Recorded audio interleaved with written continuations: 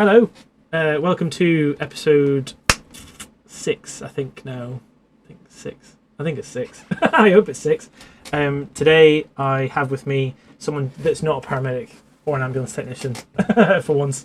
I have an ODP, so an Operating Department Practitioner, who falls under the same regulating body as paramedics, so the Healthcare Professionals Council, so we can we can stick to the same social media policy regarding anything. So yeah, this is the first time I've met you. So welcome, Sam. Thank you. So yeah, ODP. Yes, good few years, I take it. 11. 11 years. Yeah. Cool. So where did all that start, really? So it wasn't the plan. Yeah. Just it was not the plan. Yeah. When I was at school, secondary school, I knew that I wanted to have my own business. Okay. But come out of school, I was like 19 years old, had fuck all to offer anyone. Yeah. But I kind of liked the idea of doing something clinical. And I was working in a doctor's surgery at the time, just on the reception. Yeah. Getting moaned at constantly.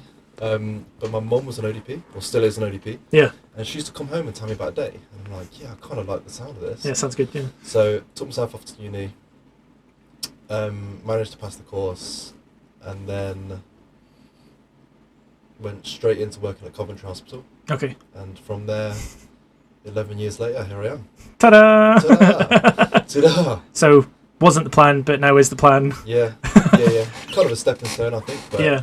And where did you do uni? Coventry. At Coventry itself. I didn't want uni debts. Oh, yeah. So I stayed at home. The course was paid for. Thank you, NHS. Was it? Yeah. Did you get your... Free. No way. Yeah. So did you apply to a job and then it was training, or like No. did you work in theatre, or it was just straight application to ODP, Done. like training? Yeah. And oh, no way. They paid me to be there. I know, right? If anyone's thinking about doing something. I don't know if they've changed it everywhere now. I think it's just like a standard course, kind of non-funded. But do you know what? It kind of did sway me a little bit. Yeah, it's free. Over nursing. Yeah. Like if I'm going to get 30 grand's worth of debt from nursing. That was my next question. What was the obviously your mum's an ODP. Was there other options in your brain, like, you know, paramedic, nurse, physiotherapist, anything like that, you know, or was it just like, oh yeah, or did the free bit just sway you? I was like 19 years old. It was free, right? Yeah. I did consider nursing, but for about 3 seconds probably, and then I thought I don't really like the idea of ward work or any of that sort of thing. Yeah, it just wasn't your jam. And the stories that my mum used to tell me seemed quite kind of like high adrenaline, sometimes, not always. Fast-paced and a bit more independent in some ways than nursing. Okay. Not always. But yeah, it just really appealed to me. Yeah. For like a beginner's place. Yeah. And how big was your like cohort?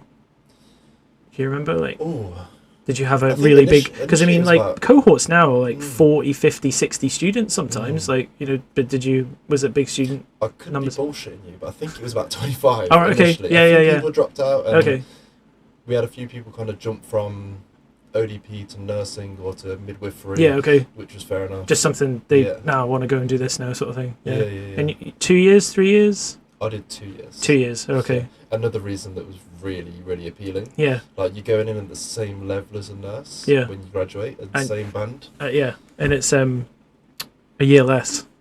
A year less. Yeah, fast. I know, right? Yeah. They do the 3 year quite often now, but the third year when I was there, it was just for research. Oh, okay. So I thought, if you've got no real interest in research... Yeah. Why? Yeah, and you don't get anything more for it. Yeah. In terms of, you don't start on any more money. You don't kind of jump up a grade when you qualify. Yeah. It doesn't suddenly, give you loads more. I was just young and keen. I just want to get going. I just want to work. I want to get going. Yeah. And so for those that, I mean, obviously, I know what an ODP is, because in any paramedic will, because you'll have spent a lot of time with them on your theatres placement. Well, I hope they still do theatres placements for paramedics. I'm sure they do. But what's a day to you then? It can vary between different ODPs, different trusts. Okay.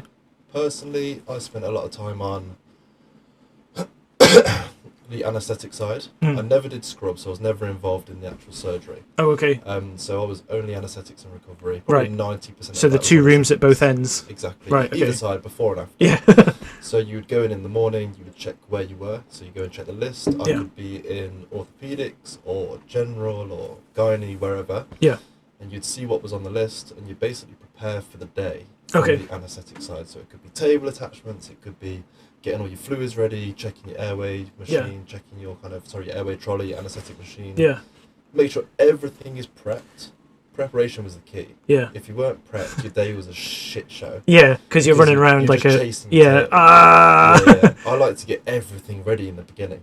Sometimes the management were like, you can't prepare everything. Want to bet?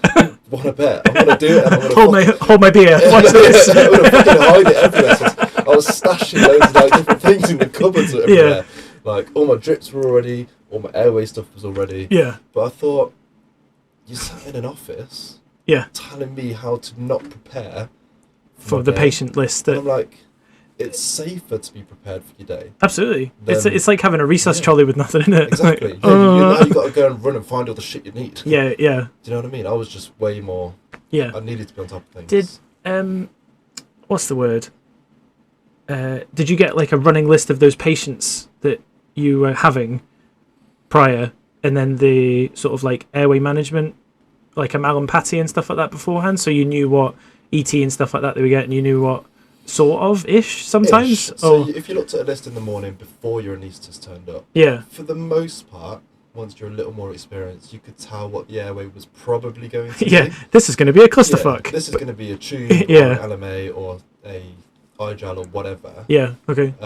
For the most part. And I probably would have started preparing all those things. Yeah. And then you have like a little meeting at the beginning of the day called the WHO.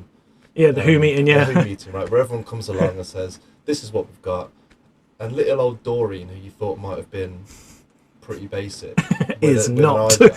She's not pretty basic. No. It's going to be all hands. Yeah. Really. And she's got every comorbidity in the universe. Chuck the kitchen sink at this lady. Yeah. But it wouldn't be a biggie because you'd have to put one thing back and get the rest of it ready. Yeah. So it was still worth trying to be prepared for. Yeah. For the sake of swapping a few bits out. Yeah. You know? Yeah. Rather than, as you say, like the sheer panic of like, I need this. Oh fuck. Yeah. And I don't just have it in my pocket. Like, it's at the other side of the department. Like, fuck. Yeah. Totally. Right. So you did Coventry, and that's where you were employed initially. Initially. And you did all your training there, and you didn't go to any other places? For the most part, it was at Coventry. Okay. I did a little bit of George Eliot. Fucking hated it. It was just a shit show. Right. Is that a hospital, I take it? Yeah. Okay. It's in Nuneaton, which is about 10 miles from Cov. Some of the staff were brilliant. Some of them were just like fucking morons. Yeah. To be honest, like I remember once I was a student, like first year student, and I was in recovery, behind the curtain with a patient. Yeah. And this one lady who was known for being erratic as fuck. Yeah. Bipolar. She came running through this fucking curtain like pen first, and I'm stood there, and she's like, "Duh!" I'm like, will you just take it down a notch? Just chill. You just shanked me with a pen. Yeah. For no reason. And she's like, blah, blah, blah, blah. Yeah. That's assault. Just chill. I'm like, I'm telling you to chill. Yeah, please that do. Says a lot, right? Yeah. It's like a 19-year-old child trying to learn this job. Yeah. And she's like a grown woman. So yeah, I spent a lot of time in George Eliot, most of the time in Coventry doing your kind of specialist stuff. Oh, okay. And a little bit of Warwick. Warwick, however, my mentor, Trev, spot on. Yeah, he's passed away now, unfortunately. Oh, shit. He was just amazing. He used to call me pretty boy, right? Just to wind me up, I think. But he actually said to me on my first day, he goes, "You've been at George Eliot, ain't you?" I was like, "How do you know?" Oh, bother. He goes, "Oh, bother." "I can just tell by the way you've been taught." He goes, "Oh, okay. Don't be offended. Yeah. But forget everything you've been taught. And we're going to start from scratch." And I tell you what, if he didn't do that for me, you would have been fucked. I would not have been half the ODP I was when I started. Okay. Yeah. Just really, it was like scrub what you've learned. Yeah. Let's start again. Yeah. Right. And by the end of that placement, he was sat in the coffee room, and I was kind of running the list on my own. Yeah. Oh. Which was sweet. I was a million miles away from that after my first year. That was leading on to that. Like, so paramedics tend to, when in the first year they get a mentor, and then the majority of the time they'll follow that mentor through for 3 years. So they'll be with that same mentor every year. It's kind of changed with some. Sorry. Trying to choke himself on fucking on camera. It's poisoning me. I don't call this podcast. It's just a bit of petrol. Yeah.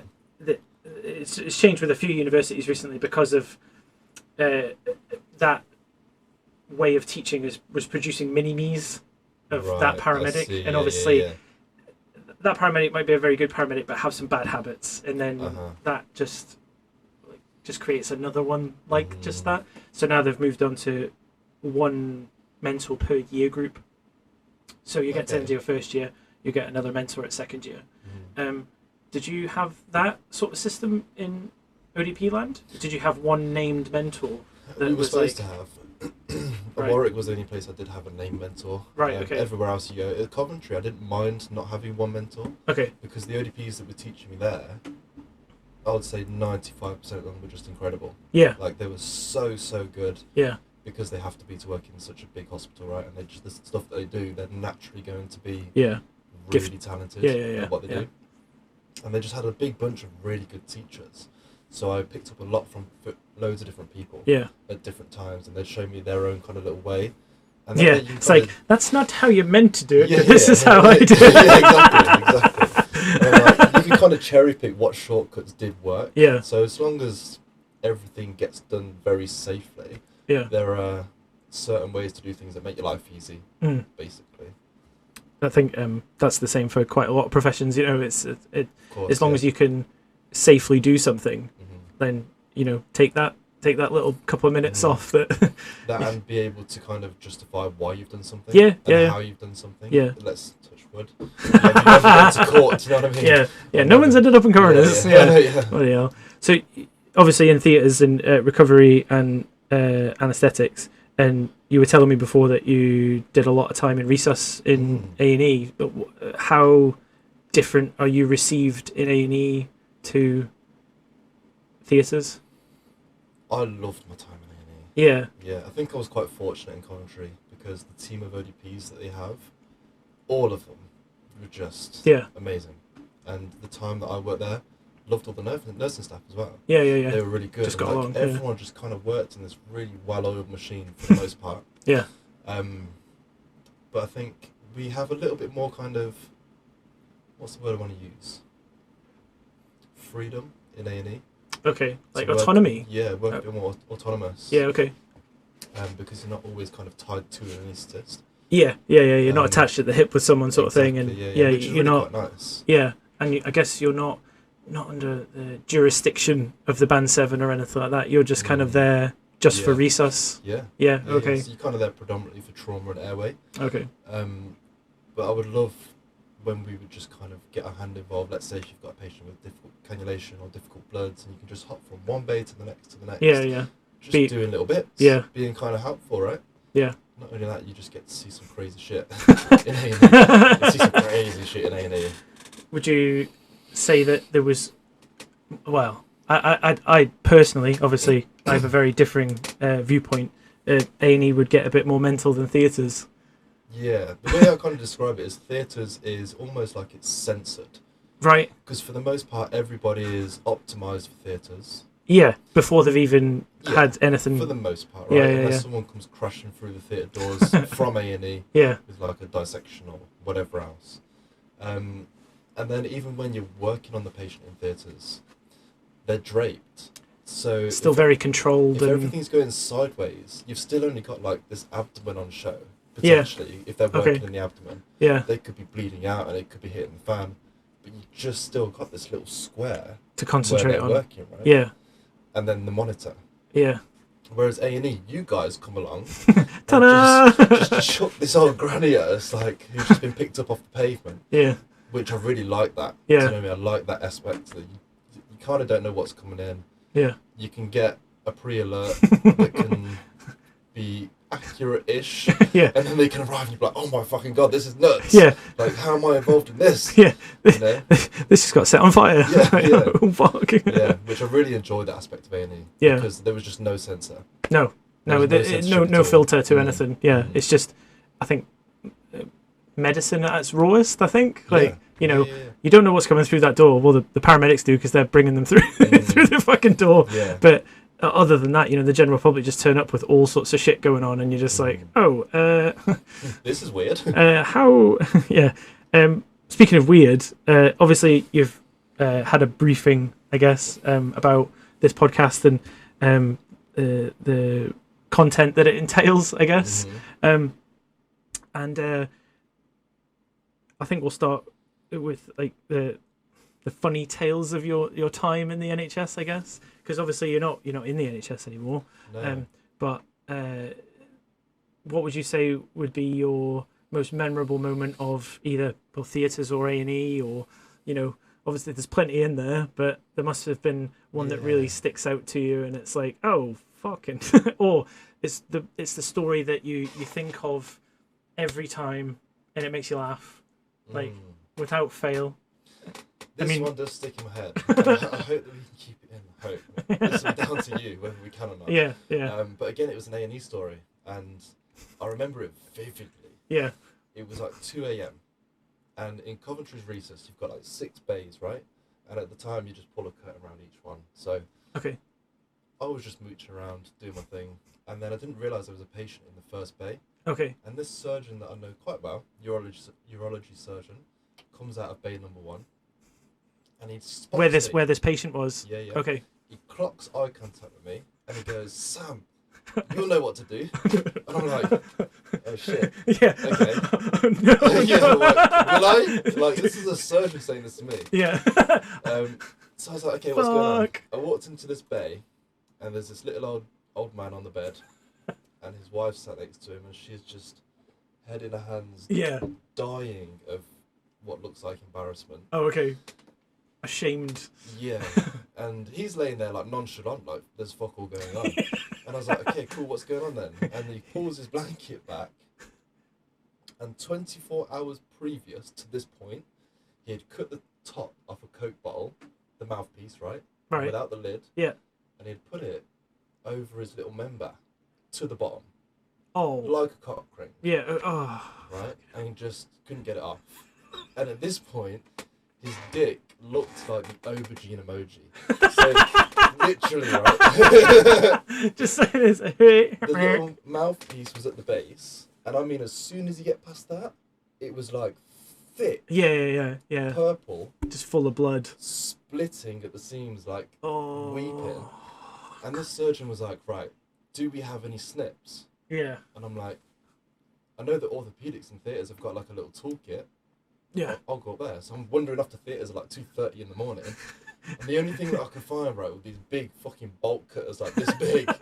What were they doing in theatres? So they were, at the time, they were cutting the padlocks off a load of the lockers. Oh, okay. They were kind of not in use. Yeah. So people had left and they'd left. Yeah, okay. So I'm trotting off back to theatres looking like a bank robber. Got back and it's like, the okay, other people must have been like, try. what the fuck is he doing with those things? And I was holding the handles like this, and the surgeon's holding the little snip bit like this, and he's like, close it. I'm like, I can't do it. Are you sure? I'm like, are you sure? 'Cause I can't really see what's behind your hands there. And I closed it, nothing happened, we couldn't get underneath it. Anyway, we got some proper little ones, managed to snip it off, and I thought it was going to go. Yeah, just... Yeah, the blood would recirculate and stuff like that. Nothing happened. It just stayed the same. Oh. You had to have it chopped off in the end. Because 24 hours is far too it's long. necrotic and... Yeah. Oh, no. I mean, he was 76. He's had his use out of it, right? Yeah. I just wish he had known, like, you can just get proper ones. Yeah. Dude. Just soft. I love it how he was just sat there, like... He was like, yeah. whatever. I think by this point, I want to know there was like no pain. Yeah, it doesn't hurt anymore. Numb, right? Yeah, and she sat there like this. She sat there like, I'm never gonna get it again. Yeah, fuck's sake.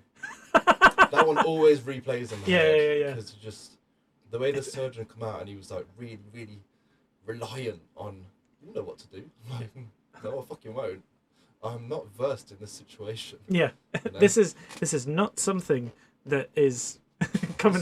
This is definitely a first. A first of many. That one does stand out because it was just most nurses and things like that, and ODPs and surgical or ward-based people that I speak to, they've all got a dick story. They've all got an up the ass story. Yeah. And it was a FUBAR, like a foreign body up arse or something like that. Yeah. And what's the other ones? A shit story, like a fecal story. Oh, far too many shit stories. Because I think so. Skipping forward a bit, but then we'll come back. One of the viewers' questions on Twitter was, "Does anyone?" No, it was Facebook actually. Sorry, because they'll see it because they'll have made the comment. Do people fart when they're under? But then when I asked you this before, you said that people do way more than that when they're under. So yeah. But it's not very often. No. Obviously, most people are starved for surgery. Yeah. Okay. But depending on what sort of surgery you're doing or what part of the body you're working on or for what reason they might be having surgery. Yeah. Sometimes we have a full-on code brown. It's not the nicest. Like, you may not even know it's happened. Throughout the entire surgery. Oh, okay. So it's not like it's like spilling out over the sides or something. Oh, okay. Like back come the drapes, and you decide to roll them to move them from one bed to the next, and you realise there's just a big chocolate pudding just between the legs, and you're like, no. I'm guessing, working in recovery, you get that end of it. But you know, it gets sorted on the spot. Because if they're moving from the operating table to the bed, I see. Okay. You don't want to go and put them in a clean bed. So before they get moved, the cleaned whole up. team kind of gets mucked in. And Yeah. Oh, well, that's good. It's good to know that like people don't just be like, well, that's not my job. Like, I mean, if it can be avoided, don't get me wrong. Yeah. If the airway may be compromised for some sort of reason. Oh no! Oh no! Oh no! Is that tube leaking? Just a ventilator alarm. You're just there trying to get the alarm to go off. Like, come on! I'm head end only, I'm afraid. Yeah. No. I don't mind getting mocked in. I'm anaesthetics today. Yeah, exactly. So, anything more memorable from your again resus or? Give me a topic potentially. A topic, bloody hell. What's the strangest thing you've seen, like paramedics bring in, and you go, how the fuck? You know, A, how the fuck did they do that? B, how the fuck are they here? Yeah. Or like, you know, dude, like, how did you even do that? So there was one cyclist, and he was wearing a helmet. He was wearing a helmet. That's good. So you can't actually. You can't berate him. For that. I think he was like a speed cyclist potentially. Oh, okay. Fast kind of road bikes. Yeah. On his way to work, he checked over his shoulder and looked back forwards. And when he looked forwards, the car in front of him had slammed his brakes on. Oh, brake checked him.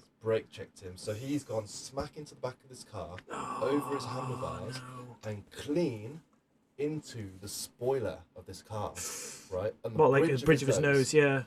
And the pre-alert was this guy's face is open, and there's airway compromise.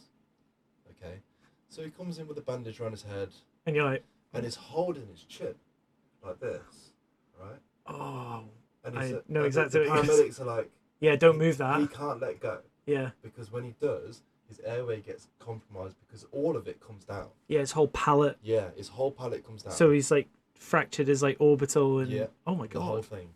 So they unwrapped him whilst he was still like pretty much GCS 15, right? Yeah. Completely with it. Yeah, and you're there like, do you want some pain relief? Yeah, completely with it. So at this point, of course, we're thinking, right, MaxFac's got to be involved. Yeah. This intubation is going to be fucking difficult because his whole face is collapsing. It's going to be fibre optic, right? Yeah. And the anaesthetist wanted to have a little look at what happened when he let go. Dude, I shit you not. He sat there and he let go of his face. And it's like his face opened up like something out of Alien. He's like... Oh, something like Stranger Things. Like, was in his head. Like, you could fit your whole fist inside of here. Yeah. You could have. Did his eyes drop, or did his eyes stay where they were? His eyes stayed where they were. So bizarre. Yeah, it's just a really odd thing to... Yeah. And it really was a tricky intubation. It was fibre optic. Yeah. So, obviously, for us on the road, it would be just a ET or HEMS because you're rich. They've got... Yeah. Peasants. Yeah, peasants. Yeah. They've got, a video laryngoscopy. You got a CMAC. Yeah. Is that CMAC? Yeah. But the screen's on the top. Oh, fancy. Yeah. Sam McGrath. Yeah. I think. Piece of... The best. It's like the creme de la creme. Yeah. But what's a fibre optic then? So fibre optic's like a proper fibre optic scope. So right, so like an endoscope, but then... Yeah, you stick the tube over it. Oh, like a little video bougie. So you go in with the fibre optic scope, you've got a little control that kind of flicks the end up and down.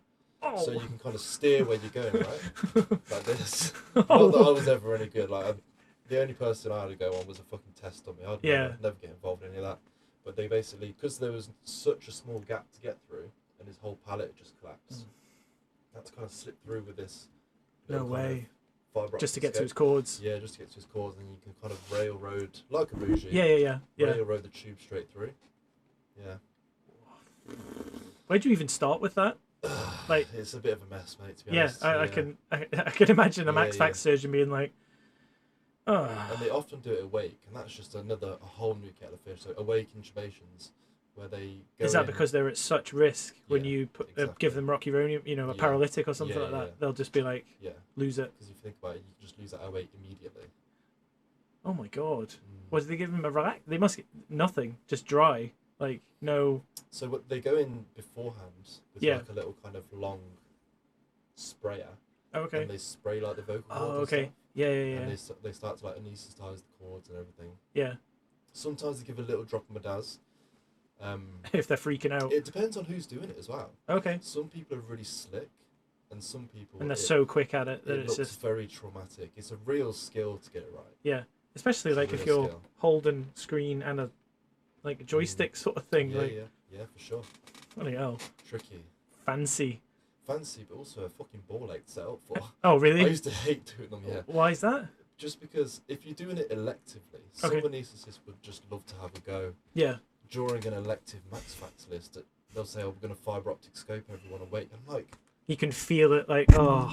Yeah, I mean, I'm here for it, but you're setting everything up for it. It's a fucking ball ache. I'm not setting all that up. Yeah. Like, you'd have to go off, if it was elective, go and collect this massive stack with a big screen on the front, get all the different stuff ready. And there was, I'm not going to name any names because he was a lovely guy, but there was one guy who just loved his toys and Cov. Yeah. He was like an airway professor. Yeah. Really, really good at what he did.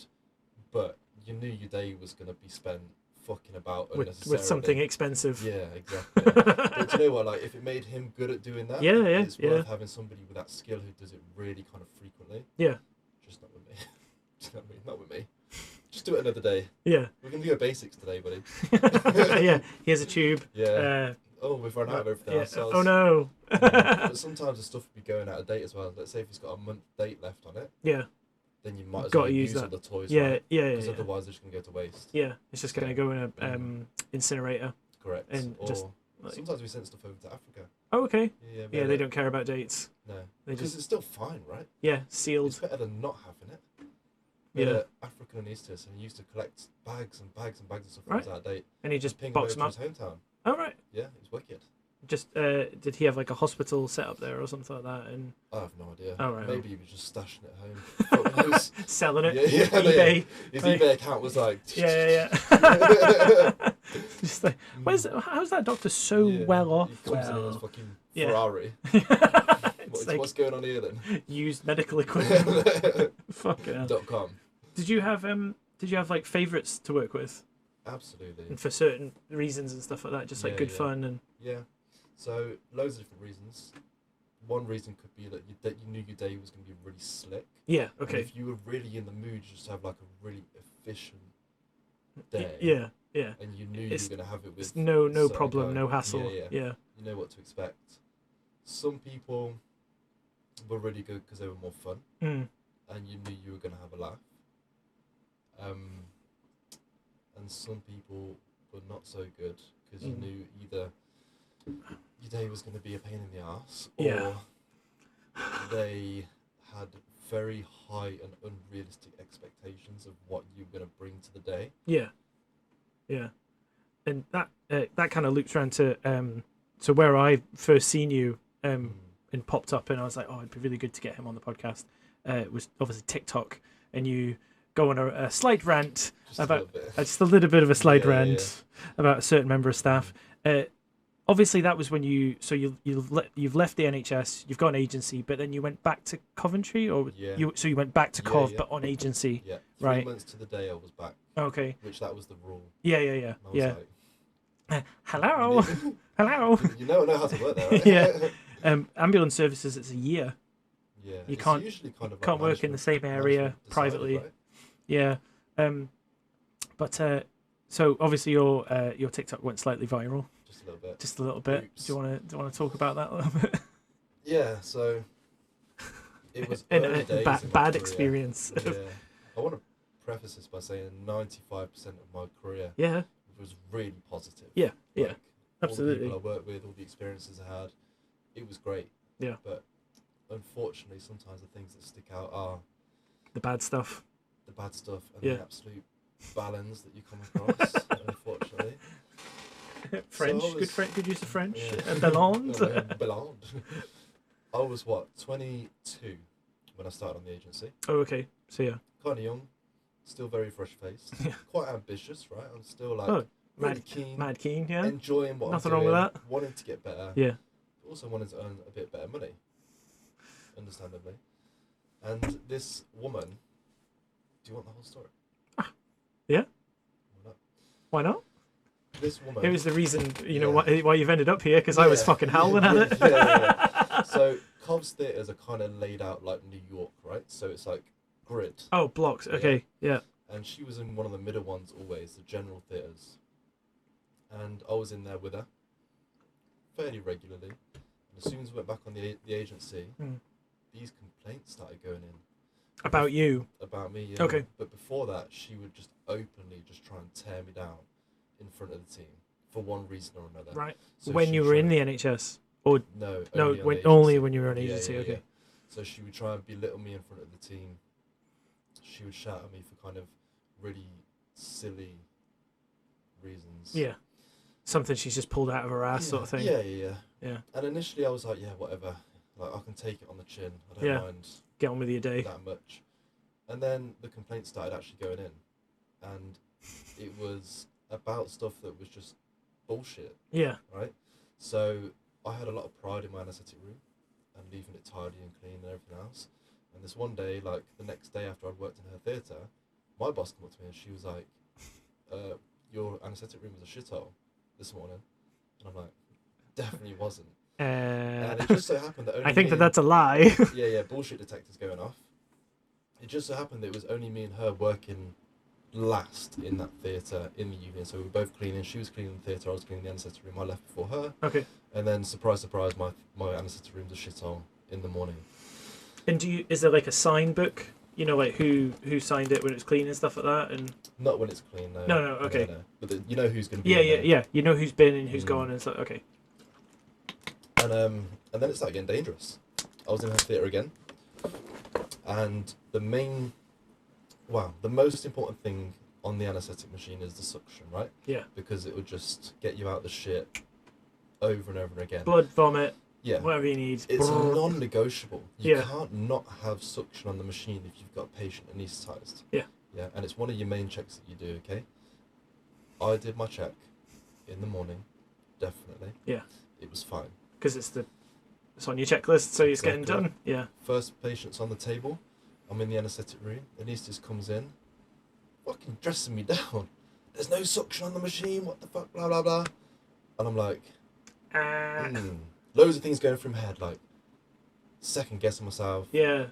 But no, it was there. It's the first thing that I check. So in my head, I'm like, right, this has happened. Yeah, it's just escalating. I'm gonna start taking notes, right? Yeah. And then it got silly. I was in a different theatre on a paediatric list, and it was just rapid, back to back. Yeah. Little day procedure sort of things. Yeah. My anaesthetist said, "Go and get a glass of water. I'm really sorry. This is all you can have this morning in terms of a break." I'm like, "Cool, I don't mind." Yeah. 5 minutes. I was in the coffee room. She walks past, eyeballs me, and walks past, and that's it. 10 minutes later, my boss comes to my theatre. Oh, I've had a complaint. You've been sat in the coffee room all morning. I'm like, fuck you. Yeah, like, right. Yeah, this is it. I've got my receipts now. Yeah. I was like, I came with fucking printouts. Like, my folder's here. Yeah. And I said to my boss, I was like, right, it was her, wasn't it? And said her name. And she was like, I can't say. Yeah. I can't say. Private and confidential till it proves otherwise. And my boss said to me, this is your last warning, or you're out of here. What? Right? Oh my god. I know. So I'm 21 years old. Yeah. A little bit young still. Don't really know how to have my own back in a professional setting yet. So I'm like, it's kind of unfair because she's trying to set me up. For failure. My boss is like, that's a big thing you've just said. Yeah. She's been here for 20 years, yada, yada, yada. And I'm like, she may have been here for 20 years, but she's got it in for me. Yeah. I'm telling you. Yeah. So I'm there sounding like a paranoid little fucker. And she's definitely not believing me. And I'm like, okay, just don't put me in her theatre and let's see what happens. Yeah. Because speak to all the anaesthetists that I work with. Are they happy? Are my patients safe? Yeah. Well, apart from no suction. Suction, yeah. Yeah. Ugh. So she moved me out of her theatre, and that was it. And funnily enough, all the problems stopped. Ta-da! Yeah. Yeah. So she was... Oh, I forgot to say, there was another bad one. I was cleaning my anaesthetic room again. Right. End of the day, it was just me and her. She walks in, chucks a bag of fluid in my fluid cupboard, right? Oh, is it like a warming cabinet? No, just a cupboard. Oh, just a cupboard, okay. Like Hartman's and Yeah, stuff, yeah, right? yeah. And I'm cleaning away, and I'm thinking, I need to check that. Yeah, why did you do that? I need to check that. Yeah. And she chucked like a bag of potassium in with the Hartman's. Oh, fuck. And I'm like...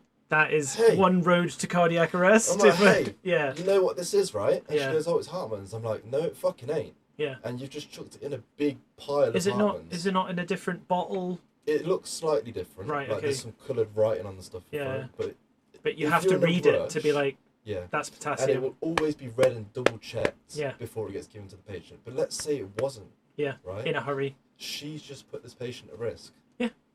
For what? To try and get at me. Yeah, yeah. Jesus. Psycho. Never had any she never got a comeuppance sort of thing. Did she fuck? Still doing it. She's retired. Oh, yeah. But I had so many comments on that post saying you need to report her, you need to do this, you need to do that. Number one, it was 10 years ago. Yeah. Yeah. Number two, what are they gonna do? Where would I start? Yeah. Where would I start? Yeah. Number three, on this day on yeah. Like, watch my TikTok. Yeah. That's my evidence. You know what I mean? Cool story, bro. My TikTok's my evidence. Yeah, it doesn't quite work, does it? But yeah, fuck. But, like, I reflected on it a little bit and stuff, and she is retired, so she's not doing it anymore. Yeah. And that's enough for me. Yeah. Do you know what I mean? Yeah, you don't want... Well, you wouldn't want any other younger ODPs going through that. Exactly. You know, is it an age thing, or is it an... I'm guessing it's an agency thing. I think it's three things, right? Age. Right.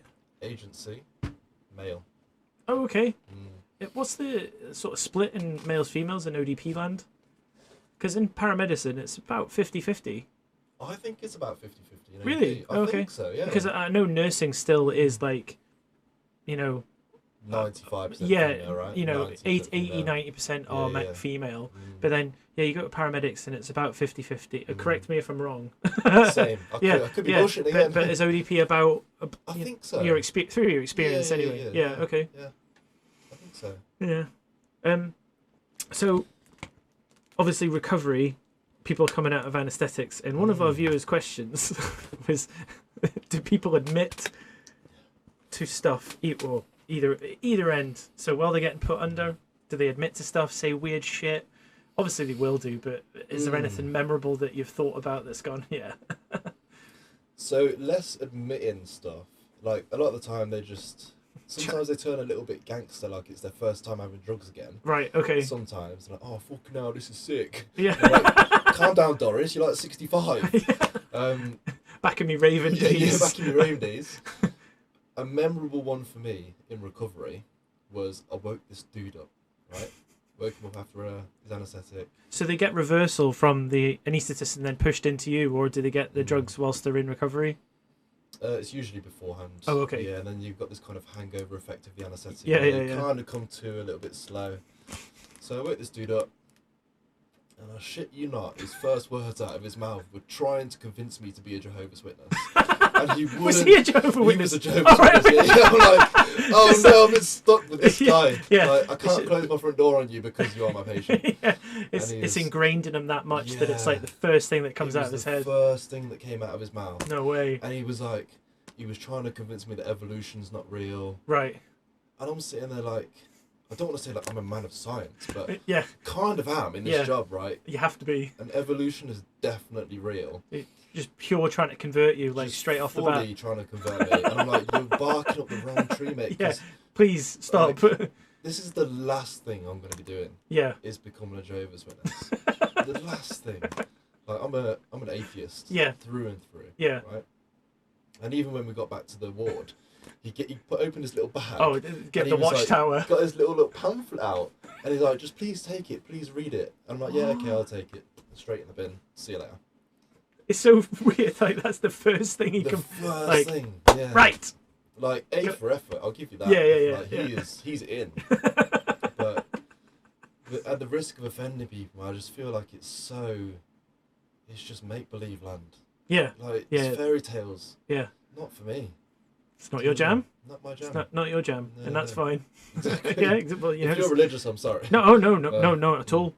I'm very much of the same opinion of yourself, but but to have that, like, I mean, I don't know what he went through, but he went through a X amount of time surgery. He's been asleep for a while. And for the first thing to come out of his head is like, right, the ODP's getting it. Like, you're mine, sunshine. You're mine. The fastest recovery you've ever seen. Like, are you all good? Yeah, let's fucking go. Yeah. Like, yeah, all right. He's off oxygen, right? I could just feel and hear the little sniggers, like, of all the other staff around the recovery because they knew you had been fucking collared. Yeah, they were listening to what was being said, and I'm catching their little bit of eye contact, and they're just fucking dying at the other side of the room. And I'm like, why? Did he do it to the ward staff as well, or did you just everybody? Yeah. Everybody. The doctor, the nurses. So in. So in. Have a watchtower. Have a watchtower. I had a little quick flick through, and I'm like, no. Gone. No. Not my thing. Is there anything else memorable like that? Because I think the question was like, has anyone admitted murder? I guess, or cheating on their wife, or cheating on their husband. Do you know what? In my experience, you need to find the treasure. Yeah. Where is it? Tell me. No one's really admitted anything crazy to me. No. Personally, I'm sure at some place, sometime, someone has dropped some bombshell. Right? Yeah. But to me, it's usually just jibber jabber. Yeah. Or, and where am I? Who are you? What's going on? What's going on? Yeah. But you'll know this. Post anaesthetic, there's like a bit of a amnesic effect, right? So when you wake people up, they just ask you the same question over and over. Yeah, there's it's like a head injury, isn't it? It's like this repetition. It's usually, how did it go? Yeah. How did it go? How did it go? Fine. Like, it still went fine, considering we only chatted about that 20 seconds ago. Yeah. I didn't mind that too much. No. As long as they were chill and they were pleasant, like, I didn't mind recovery. Do you get much aggression when they come out? The like an adrenaline sort of. It's more like delirium style, isn't it? Right. If they don't know where they are. Yeah, they freak out. Yeah. Often people who do like boxing and stuff, their first thing when they wake up is quite defensive. Yeah. Like, oh, right. And they're quite strong as well. So freakishly so. Yeah. You're like, dude. Like... Quite often catching like left hooks where you're trying to make them not injure themselves on the bed, because like, one, you don't want to fall out of bed. Two, you don't want to hit the head on the bed. Yeah. Because some of the sides insult to injury. Yeah. So you're often kind of gently restraining people. Yeah. But when you're doing that, you need to be careful not to catch a knee. Yeah. Or catch a left hook, especially if you've got some. It's short-lived, I guess, but it's just like, oh, fucking hell. Sometimes we've had to kind of put them back to sleep on the spot. Oh, just give them like a quick blaster propofol. Right, just to reset. Yeah, and bring them out of it more gently, sort of thing. Yeah. Oh, okay. Yeah. Is there my knowledge of anaesthetics is limited.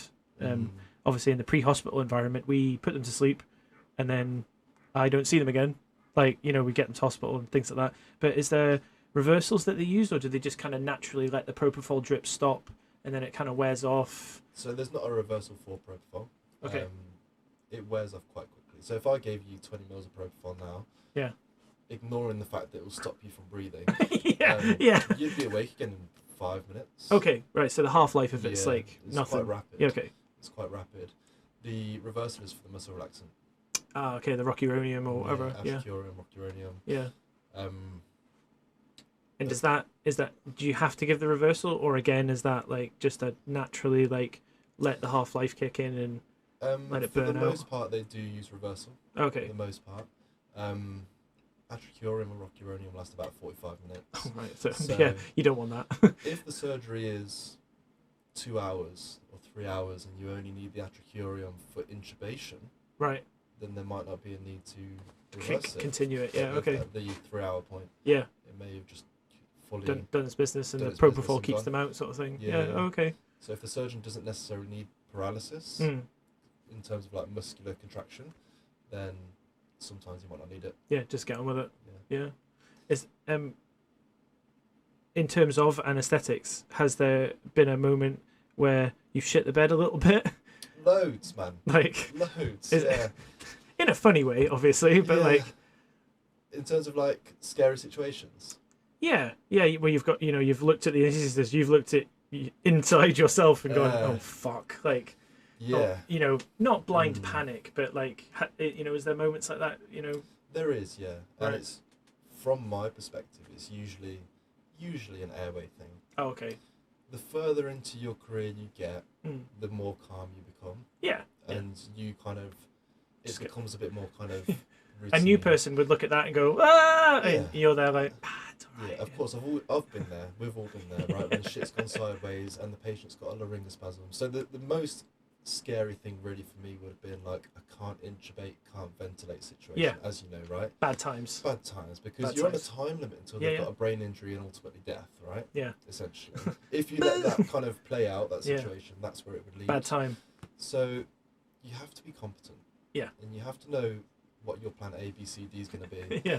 And know who you're working with and predict what they're going to want. Yeah. In terms of the anaesthetist. Are they going to need a bit more support compared to other anaesthetists? Because they've all got their own levels as well. Yeah, right? There's a consultant downwards. Is it ST?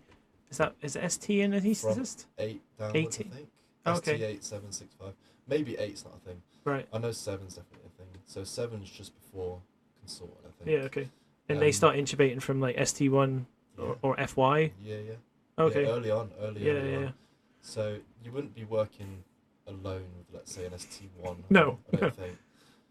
To be honest with you, mate, I feel like I forgot half of what my job entails. Because I've not done it since January and it's now December. Yeah. So if some of my information is slightly off, kind of got an excuse, right? I'd say one of the scary situations I've been in would be... It was scary, but also a little bit sketchy. Right. So I was on the agency at Coventry again, and I was doing day surgery. But at the same time, I was doing cardiac on-calls. Is this like PPCI and stuff like that? Okay. What's PPCI? Oh, cath lab. No, more like actual theatres. Oh, full cardiac, like bypasses and stuff like that. Yeah, okay. Comes back from cardiac ICU and need reopening. Oh, okay. Else. Right. And I'd done an 8 till 6 in day surgery, and I was on call from 6 till 8 a.m. for cardiac. And usually I'll go home and maybe get called back like 50% of the time. Yeah, okay. I got called straight up to cardiac at 6 p.m. Right? Shit. To finish off the list. And I'm like, cool, finished off the list, took the patient back to ITU. And then the surgeon was like, this was like 10 p.m. at this point, and the surgeon was like, this one's leaking, I think we have to take him back to theatres. Another patient. And I'm like, cool, if we do it, can we please do it now? Yeah. 'Cause I'm fucking tired. Yeah, right? I need to go home. Yeah. And about an hour and a half passed, and I'm sitting in the coffee room at like 11:30 p.m. And we're supposed to have, what are they called? A perfusionist. Okay. At all times, right? Yeah. For whatever reason there wasn't, and they run the cell saver usually. Yeah. So the surgeons opened up this dude's chest in theaters, and when I say it was just full of blood. Oh, just, like, shit. Just dumped about fucking 2.5 litres. Boom, Just straight in out. there. So I'm running back and forward on my ones to ITU to get blood. Yeah. First trip back, open the door, chuck the blood at the anaesthetist. Go back. The surgeon looked at me. He's like, "Where the fuck is my suction?" I'm like, "I don't know. Where's the perfusionist?" Yeah. And he's like, he's dressing me down, understandably. Yeah. Because whilst he's working. He's got stuff to do, yeah, right? yeah, Obviously. He's a busy boy right now. Yeah. And you're at like, the same time, I can't do everything at once. Which one would you want? Would you want blood coming in? Or would you want the South Saver thing sorting out? So that recovers suctioned blood to go back into the system. Wow. Yeah. But usually they use the perfusionist to do... Dude, it's been so long, I can't fucking remember. They take all the blood out and they sort it out and stuff, and they chuck it all back in, right? Perfusionist. But they also deal with like the suction. I mean, he needed the suction, of course, because the chest is full of blood, right? And you need to clean it out. But I'm also on anaesthetics. That is a surgical thing. He's a surgical suction between your scrub team and your perfusionist. Yeah, and that's not my bag. It's like, I'm not the kind of guy to say it's not my job, but I'm also busy right now. Yeah. Like, we're trying to put blood in at the top end. Yeah. For you to save this guy. Fuck. But bear in mind, it was now like 3 a.m. And I don't do too well on little sleep. Right. And I'd been there since probably 7:45 the previous morning. Yeah. And my brain was starting. Yeah, you're like 20-hour mark where you're just delirious. I'm running like 10-15% right now. And he's still on the table. Yeah, he's still on the table. So I'm still running back and forward to ITU because my anaesthetist was like, "Sorry about that, but you do need to get more blood." I'm like, "I get it. I'm kind of like need to be in two places at once." Yeah. So that was quite scary. The patient actually lived. Nice.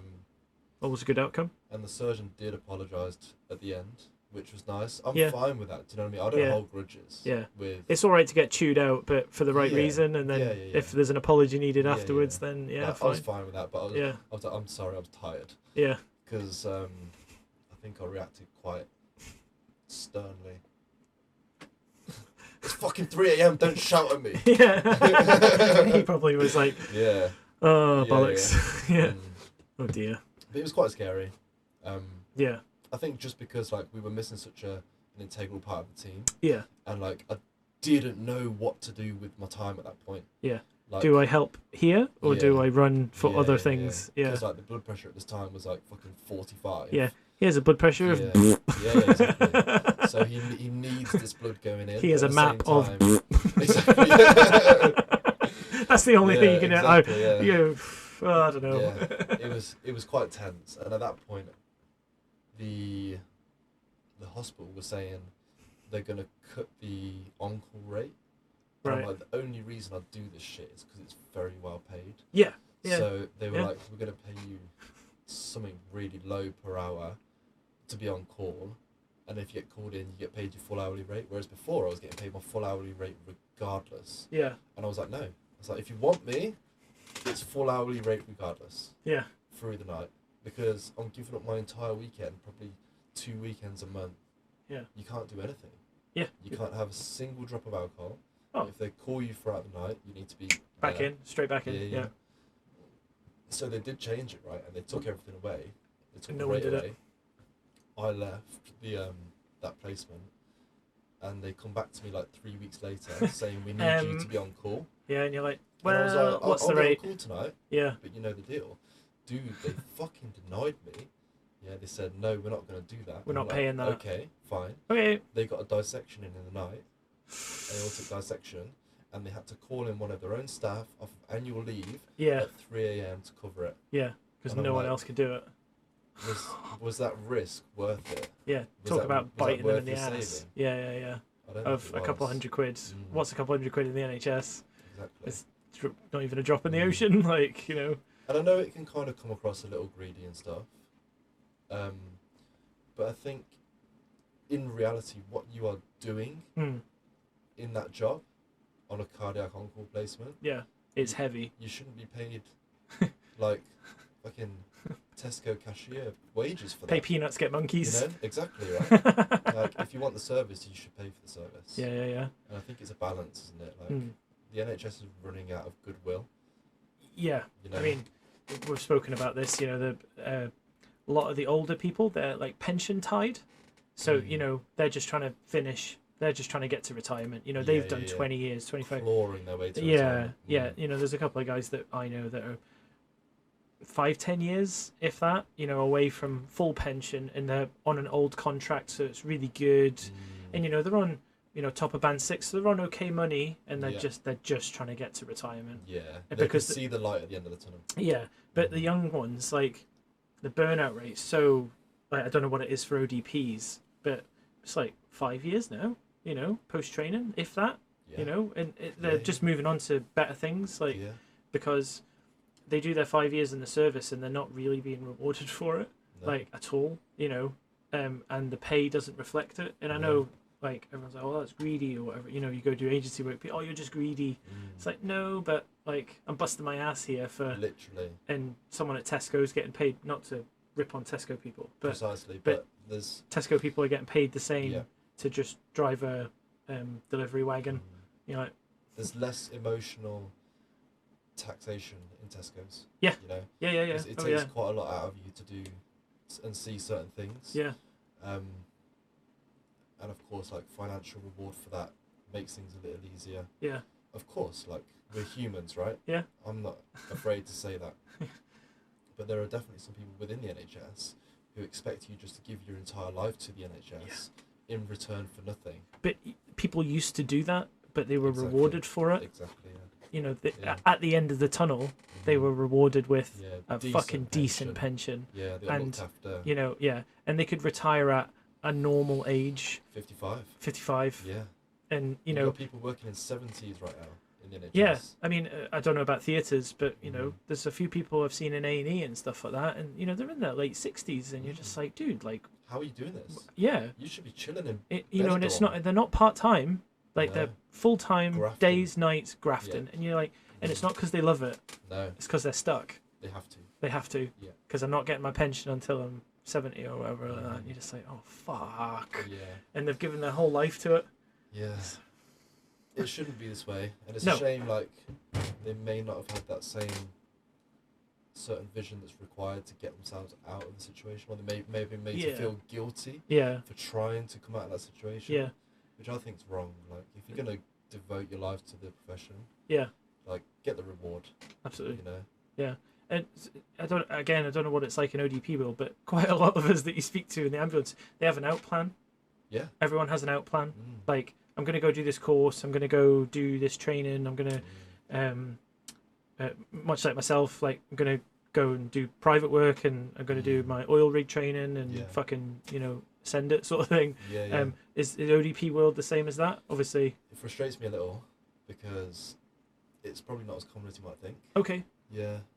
I mean, what's available to ODPs?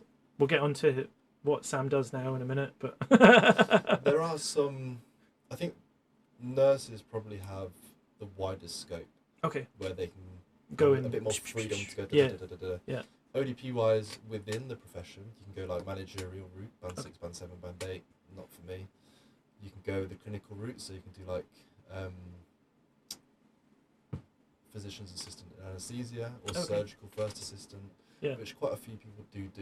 But even then, it's not like the pay is incredible. It's better than ODP. Yeah. But it's not. Big step up in responsibility as well, okay. Especially physician's associate in anaesthetics. Like, that's a big step up. Yeah. You're like an acting anaesthetist. Yeah. With a on an on-call rota. 3, you know, it's a big ask of people. Yeah. But also, admittedly, they haven't gone to med school and stuff, so there should be a bit of a gap between them and anaesthetics, right? But it would be a good step because as an ODP, you get to know everything there is to do with theatres. Yeah. Like, and it's not just you've done the PA course and suddenly you're tubing people and putting people to sleep and stuff. Yeah, which like, does happen as well. Yeah, I know, but like you've had that experience prior. Yeah, it makes sense. Yeah. It's natural progression. It's a natural progression, yeah. Are you able to go like international? Like, is ODP a thing? America, Australia, New Zealand? You know, there's certain countries you can't. Okay. I believe America you can't. Right. Because I think they have like anaesthetic. Something or others. Okay. And I believe they do pretty much the whole thing. Right. Yeah. nuts, right? That's but heavy. I also think they paid about $150,000 a year, I believe, which is... It's a practitioner of some description. Yeah. Right, just in anaesthetics. I think they're shit hot as well. Yeah. By the sounds of it. But New Zealand, I know you can. Right. Australia, I think you can. You can go to like Jersey, Guernsey, Malta, a few different places. So you can do a bit of travelling with it. Yeah, a bit of travelling. I never did. No. I thought about it. Saudi Arabia, you can do. Dubai, you can do. I was gonna say, so the UAE, Dubai, Saudi Arabia, they tend to follow quite a lot of British healthcare practices. Like, so they've got lots of British paramedics over there, British nurses, and their healthcare is free because it's paid for by the oil. By the endless supply of money that they the money printer goes like, into the citizens of Dubai and stuff. It's free. Like, so it's point of care, free at point of care. It's kind of the NHS, but much more well funded. And I was like, I wonder if, ODPs can go out there and work and stuff like that. But that I did look into. I looked into Abu Dhabi. There's a place called the Cleveland Clinic. Right. And they're doing some mad shit over there. What is this? Like face transplants. And stuff. Right. Like okay. Full on. I was going to say, is it plastic surgery, mad shit, or is it general mad stuff anyway? Proper hospital, medical hospital. But they're doing like some cutting edge business. Put in your face. I was quite early on in my career when I had a look at doing that. Right. All I remember was the dude emailing me back and going, do you want to see a dude's face? Tell me why we should take you. What's special about you? And I was like, maybe I'm not ready. Yeah. Because I wasn't. Because you don't have an answer to that question. I don't have an answer. I've got nothing special. Yeah. But I mean, now you'd be like, oh, well, I'm 10 years in. Blah, blah, blah. I've done this. I've done that. I've done, Yeah. It's not, I'm just a freshly qualified ODP. Yeah. Please, sir. Please, sir. Can I have a job? Yeah. Fucking hell. Yeah, I would back straight out. I just didn't reply. Yeah. I didn't reply. Yeah, you're just like, nope. Not for me. I'm out. Yeah, exactly. Yeah. Fuck. Okay. So you've done your agency bit, and then, as you said, you left in January. So you no longer work in hospitals. You've moved into the what's the word for it? Lucrative, I'd say, world of aesthetics, injectables, and things like that. Plug your business if you. Oriah Clinics. That's ORIAH. You know it. Coventry. Leamington Spa, darling. Okay. And Jersey. Yeah. So my Channel Island friends. Yeah. Hit them up.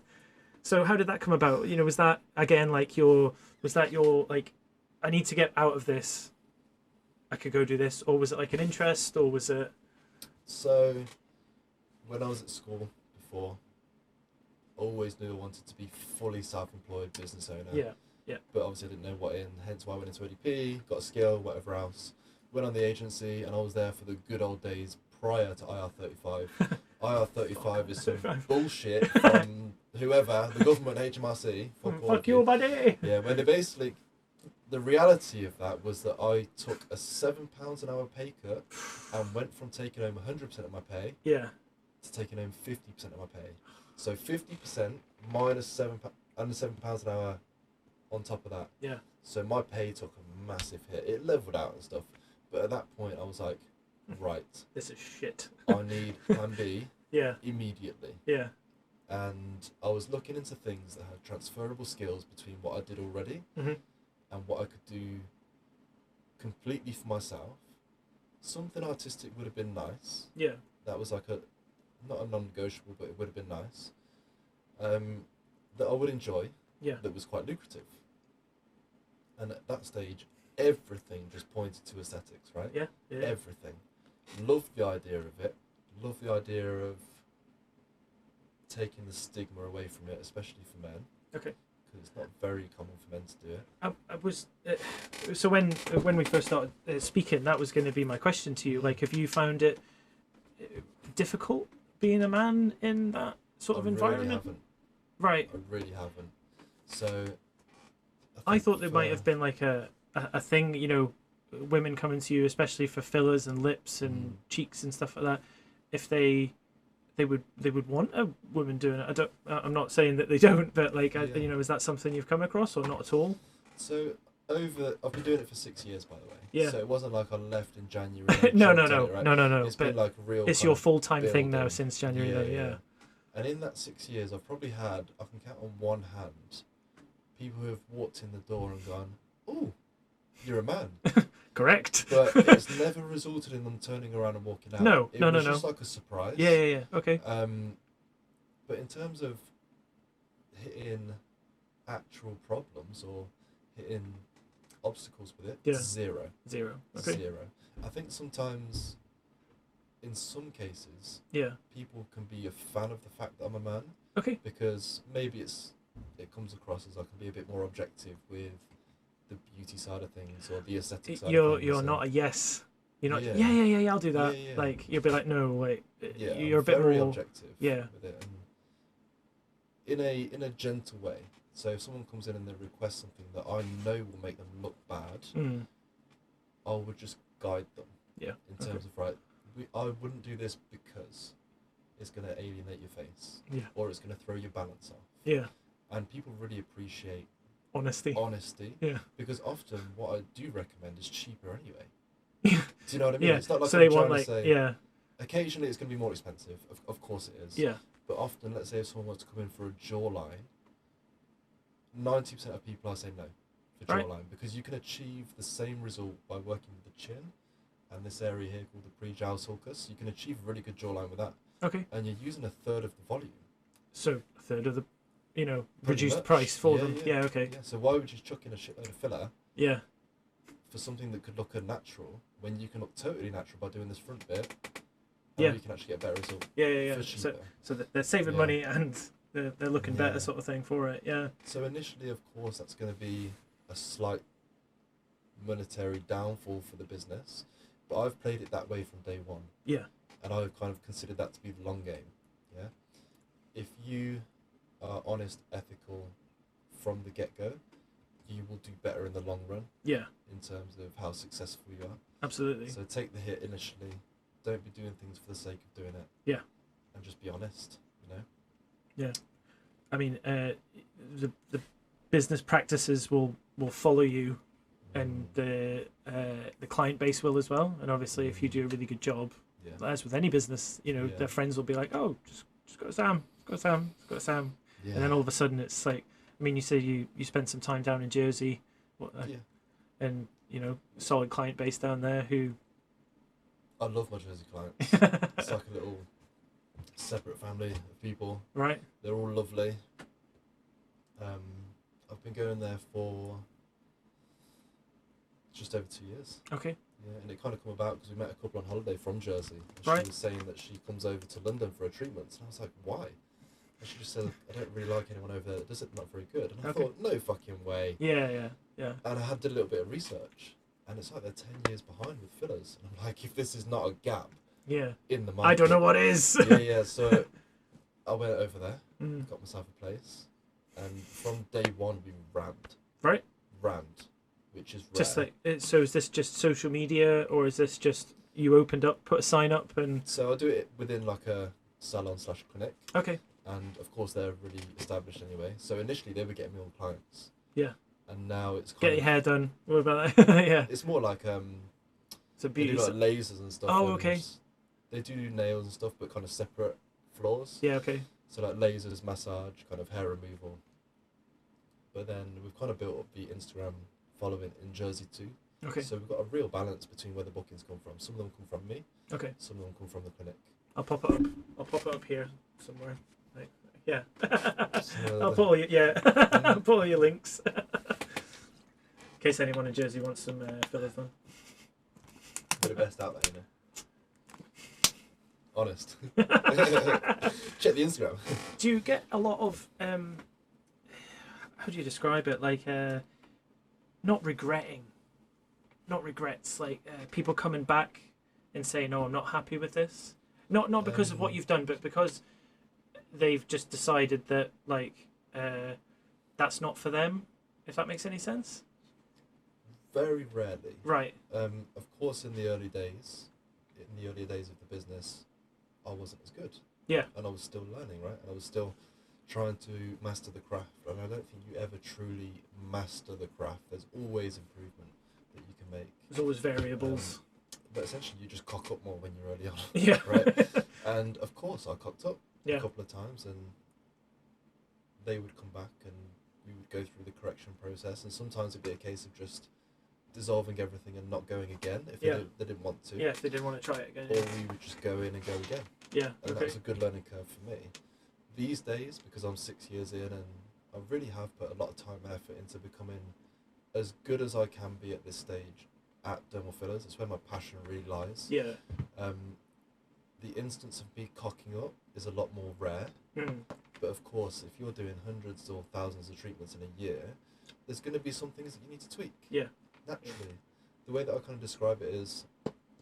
And again, it might not be from what you've done, it's just their subjective opinion on it, and, you know, they think, oh no, I don't like that anymore, or... Occasionally it could be that, or it could just be the fact that it's human error. Yeah, like, I'll always hold my hands up. Yeah, sorry. If I cock up, I cock up, right? Yeah. We all have days where we're not 100% on it, even at 90%.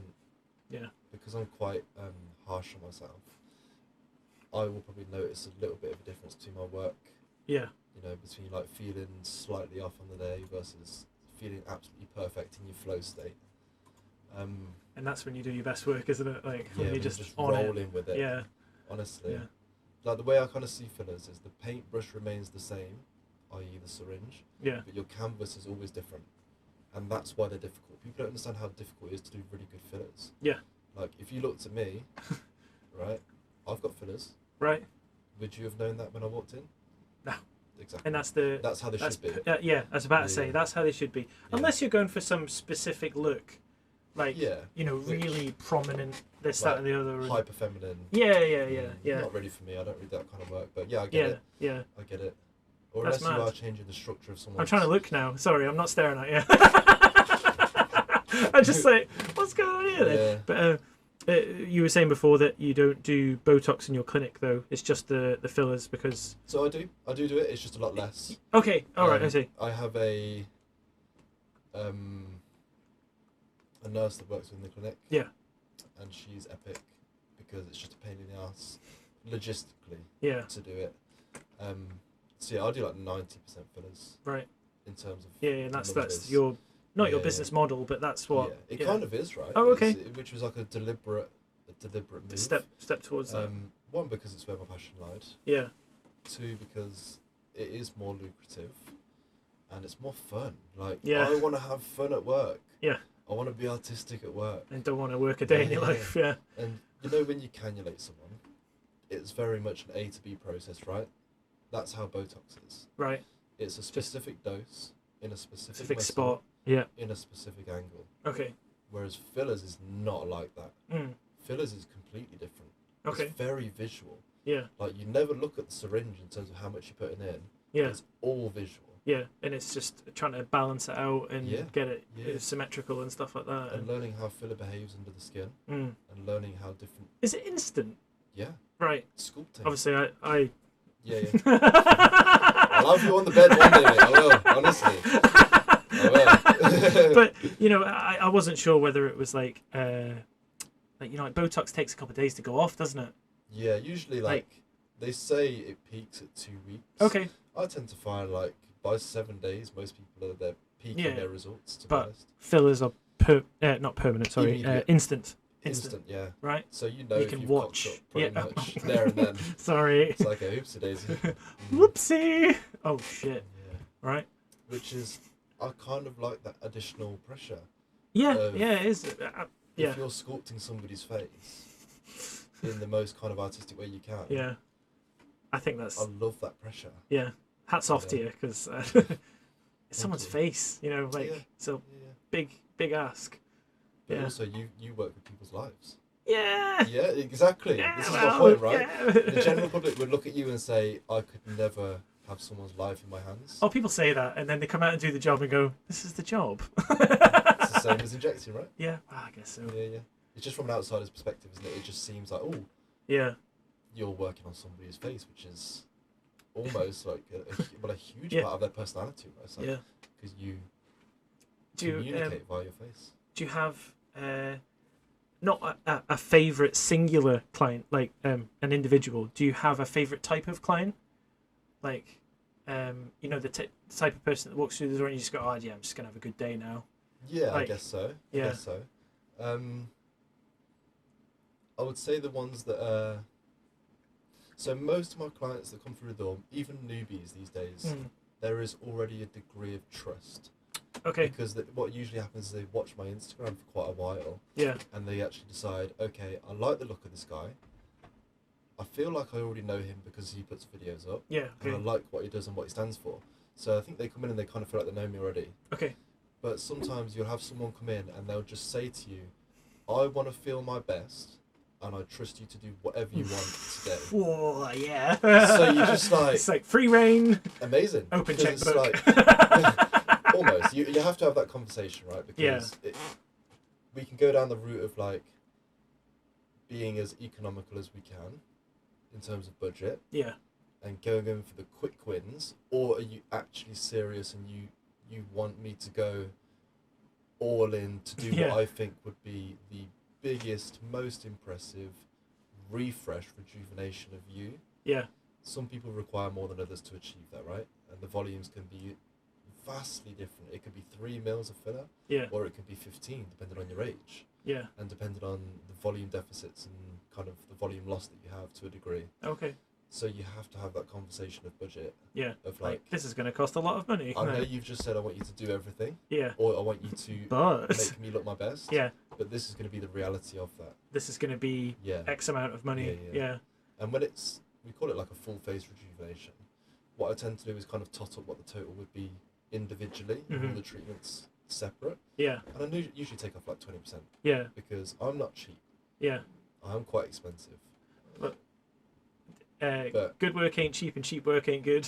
Correct. And I think if it's your face, like it's your face. When I get work on my face, I trust Carly wholeheartedly, the nurse prescriber that works within the business, because I taught her. Yeah. I taught her, so I know she's good, right? I know she's not picked up any bad habits. She is so by the book with everything that she does. Yeah. And I love that. Yeah. I love that about her. Clean cut, which is, so when she works kind of independently on her own over in Leicester, I've got complete faith that she's not going to do anything erratic to tarnish your business or the name business, someone's walking around with a Frankenstein face and stuff. She would never do it. And if she's unsure of something, she's like, Sam, hello, can you kind of help me out with this, or what do you think about this? Yeah. So she's no stress for me at all. In terms of Frankenstein faces, do you get people from other clinics or individuals and coming to you going, can you fix this, or can you not touch it because it's not your work, or is that as soon as you touch it, it's your work? They become your responsibility from a legal standpoint. Right. But maybe it's my personality, me as a person. I'm like, come on in. Yeah. Okay. Right. Because for me, I would rather get them to a place of where they're happy, even if I'm taking on some added risk. Okay.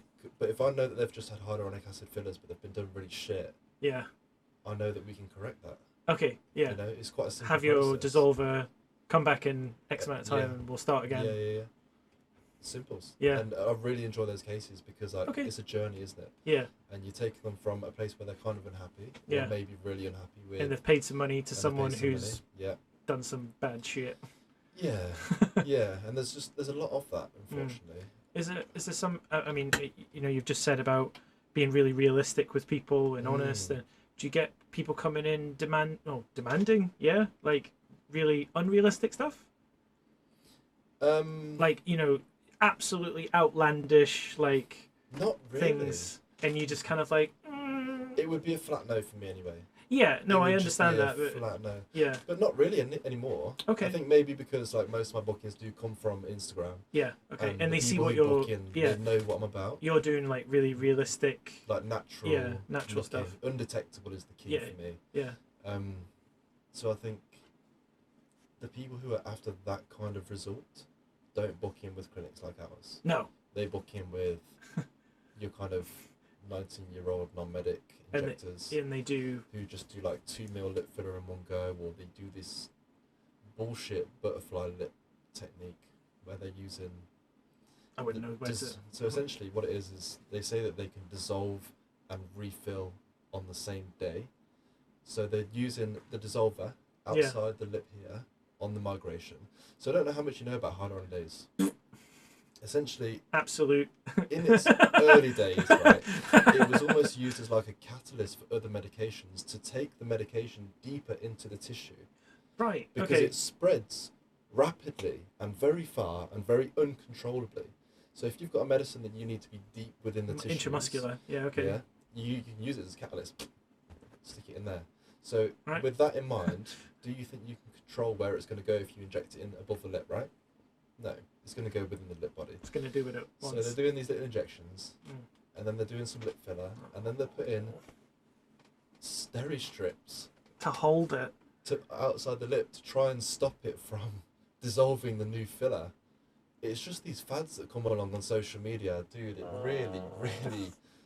You probably sit on your phone doing this, just like. But like from a marketing standpoint, for people looking at it, you can see the appeal of these girls who are going to be like 19, 20 years old with some migration. They're thinking, oh my god, I can get it dissolved and redone in one day. Yeah, there's no waiting. There's no waiting. No one waits anymore. Yeah. And the way that they make them look on Instagram, they do look kind of hyper feminine, right? Which is not my kind of preference, but that's what some people are into. Yeah. But in terms of the reality of how they're going to heal, this new filler you've popped in is just going to be potentially gappy, lumpy, where you've getting like spot dissolving of the leakage of this hyaluronidase coming in. It's just not right. It's not realistic of what you can achieve. But what is it like looking at that as a someone who takes real pride in their work? Are you just there like, what are you doing? It is frustrating, but then it's a business opportunity. Sometimes it's not even worth trying to pick the fight with the people who do this. Like, okay. To be honest, because like, you ever heard of the Dunning-Kruger effect? Yeah.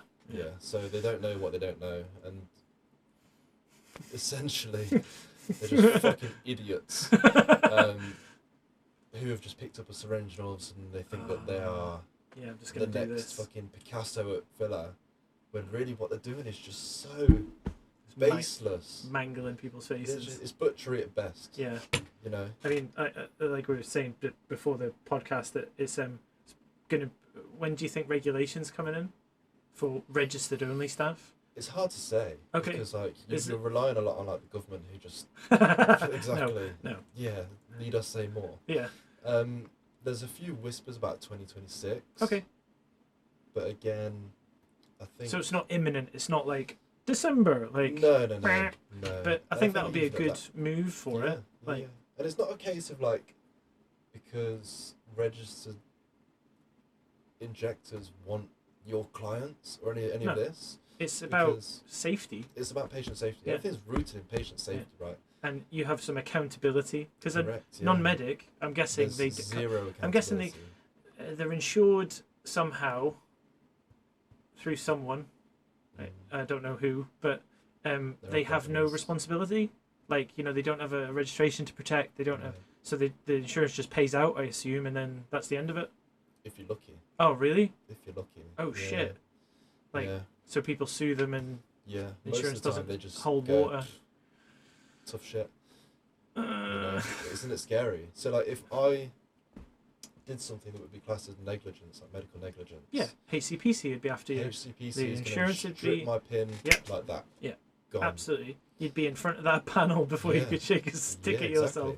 Like Jesus. Yeah. So in terms of like, it's almost like forced standards. The standards are ingrained in me, like they're ingrained in you from our careers, right? So in terms of like universal precautions, not doing silly things like ordering unregulated Botox or fillers or whatever else from fucking Korea or China or any of this nonsense. Yeah. Because we know the difference in terms of what it can do to somebody's face. Yeah. If you go and inject something that you don't even know what it is or where it's from into somebody, it's in their face. Your first priority is not the patient.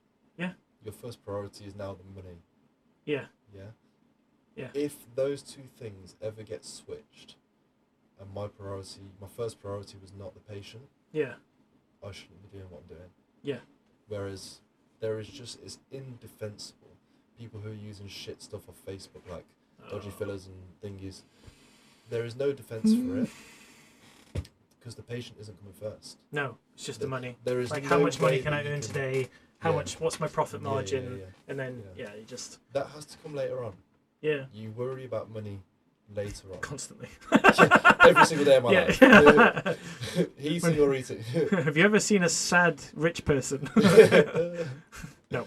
But yeah, as soon as that takes over, then it's just for profit and dude, I could show you these Facebook aesthetic support groups, right?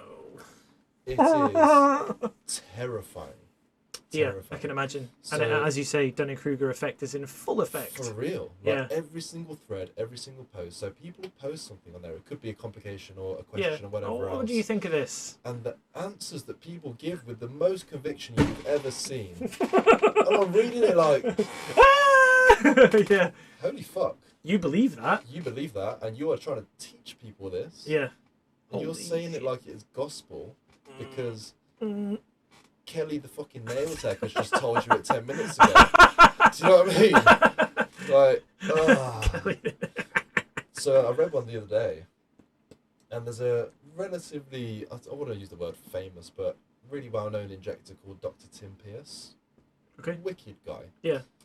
Actual doctor, not just... Actual doctor. Okay, right. Yeah. So he's not just calling himself like... He's very, of course, being a doctor is kind of by the book. He is ethical. Mm-hmm. His work is really kind of tasteful and natural looking. Some dick in this group in the comment section was like, who the fuck is this guy? Yeah, Dr. Tim Pierce, he's got dangerous practice. He's not exactly a role model. And I'm like, hold up. That's Wait a minute. baseless. Yeah. And she was, someone said, kind of, how do you mean? And she said, well, the education that he puts out there is difficult to understand and it's not clear. And in my head, I'm thinking... It fucking is. If you can't understand it, maybe that's a problem with your level of understanding of what he's saying, because it's crystal clear. What? And if you don't understand kind of medical terminology, that's a you problem. Right. So was he talking about, like, facial muscles or, like, cranial nerves or something like that? And she was just like, man, it's fucking bullshit. Yeah. Because where do I inject? Yeah, exactly. Yeah. Fuck. Yeah. Like, the guy couldn't be cleaner. The guy couldn't be more squeaky clean. Yeah. And more professional if you tried. Shit don't stick to him because he's so by the book. Yeah. Fucking hell. Yeah, and they're just there ripping on him. They're ripping on him because they can't understand what fucking... Where do I inject? Medial or lateral means. That's you problem. Yeah. You know? This is going to end up on one of those groups, isn't it? Sorry. It's fucked. I've already ended up in one of them groups before. Oh, really? Yeah, one of my older TikToks went in there. Groups like 50,000 people in it, and they were just tearing me to shreds. Did you feel? Was that a TikTok of you injecting someone's face, or? No, it was me talking about bullshit of what the non-medics injected. Yeah. Who's this dickhead? Yeah, who's this dickhead? Oh, it was all very kind of personal attacks. Like, oh, have you seen his wife? She's clearly just his project and all this shit. Dude. Yeah. Like, you talk about my business, don't talk about personal stuff. Yeah, talk about my business. Like, she's not my project. They've already lost though when they start with personal stuff. Yeah. They've already lost the argument. Like, have you got an argument? Yeah, no, you don't anymore. No, it's gone now. As soon as you bring in like personal digs or whatever else. Yeah. If you look at my Instagram, do you think my wife is gonna look like a fucking Barbie doll, like blown up like a Barbie doll? Yeah. No, she doesn't. She looks very natural. Yeah. She's beautiful. You know, but she's not a project. Yeah. I'm guessing she has fillers as well. Dude, she has to fucking beg me for them. You know what I mean? She has to beg me for them. It's like a mechanic's car. Yeah. It's fucked. Yeah, exactly. It's like, can you please fix my car? No. She's like, can I have this done? And I'm like, nah. We'll give it 6 months. And she's like, why though? Yeah. Does she show you shit online? Does she like? Oh, of course she does. Yeah. Oh, do you want? It's like Pinterest. Like, do you want this? She's very invested. Very invested. Very invested in your company. And you know what? She's right. Like, she does have to beg, borrow, and steal to get treatments off me because I will treat her the same as I treat anyone. Like, we're not going to go too far. Yeah. We're not going to go too far. Yeah. That's that. And you'll always be objective with her as well. Correct. Yeah. Easy. You think until you get home and you get battered. I get the doghouse for that sometimes. She's like, look at my wrinkles, look at my wrinkles. I'm like, yeah, what wrinkles? Yeah. Wi-Fi head, we call it. Dude, I really need a wee. It's all right. All right. Well, yeah, no, we'll cut it here. Awesome. But thank you very much for coming on. It's Pleasure. Been lovely speaking to you. Pleasure, mate. If you want to, it's lovely speaking to someone A, who I don't know, and B, who is just had a different tangent of life, really. And someone just talk shit. Yeah, exactly. If you want to shout out your bits, and then we'll get all your links like chucked up on the site and stuff like that. So the only one that's worth following really is Instagram. So it's Oriah Clinics, ORIAH, or my website is www.oriah.co.uk.